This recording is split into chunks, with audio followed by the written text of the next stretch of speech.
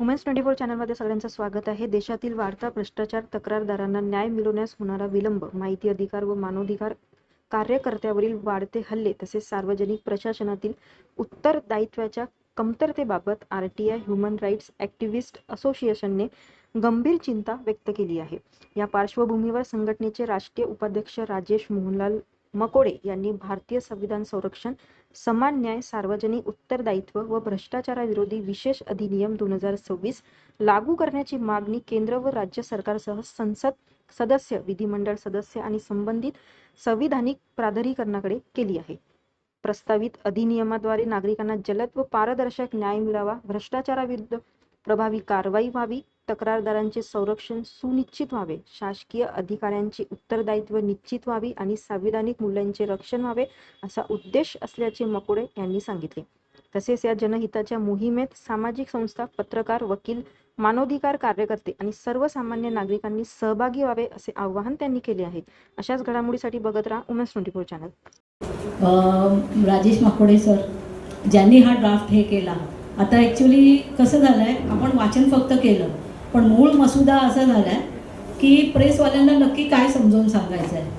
आता श्री कामेश घाडी सर, आमचे संस्थापक, आणि राजेश मकोडे सर आणि इतर टीम या सर्वांनी मिळून मसुदा असा तयार केला आहे की जे RTI वर कार्यकर्त्यांवर हल्ले होतात किंवा आम्ही काही माहिती मागवल्यावर ती पुरवली जात नाही. खरं अण्णासाहेब हजारे यांनी चांगला कायदा आणला, कारण त्याच्यामुळे जरा भ्रष्टाचार कुठेतरी थोड्या अंशावर पण तरी त्यांच्यावर थोडी गदा येऊ शकते.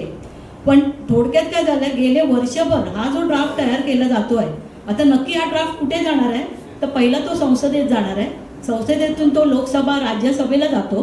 म्हणजे मुळात जेव्हा विधेयक पास होतं, RTI कायदा जसा पास झाला 2005चा, तसा हा ड्राफ्ट आमचा पास होण्याकरता आम्ही जी धडपड करतोय, तर आमचं एवढंच म्हणणं आहे की पत्रकारांनी जर त्यांना आम्हाला सपोर्ट केला तर जास्त बेटर होईल. कारण आपल्याला हे प्रत्येकाला त्रास होतोय, पण जेव्हा वेळ प्रत्येकावर येते तेव्हा कुठेतरी जागरूकता येते.